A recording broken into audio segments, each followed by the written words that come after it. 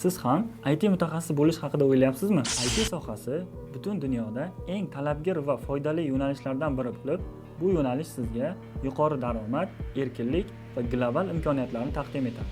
Hozir biz IT sohasini tanlashning 5 ta asosiy sababini ko'rib chiqamiz. Birinchi sabab IT mutaxassislarining butun dunyo bo'ylab ishlash imkoniyati. IT sohasida siz chet el kompaniyalarida yoki frilansda ishlashingiz mumkin. Ikkinchi sabab yuqori maosh va katta talab. IT sohasi doimiy ravishda rivojlanib bormoqda va har yili IT mutaxassislariga talab oshmoqda. Boshlang'ich IT mutaxassislari ham bemalol yaxshi daromad topishliklari mumkin. Tajriba ortgani sari esa maosh cheklanmaydi. Uchinchi sabab masofaviy ishlash imkoniyati. Uyda, kafeda yoki sayohat qilib ishlashingiz mumkin. To'rtinchi asosiy sabab shaxsiy loyihangizni boshlash.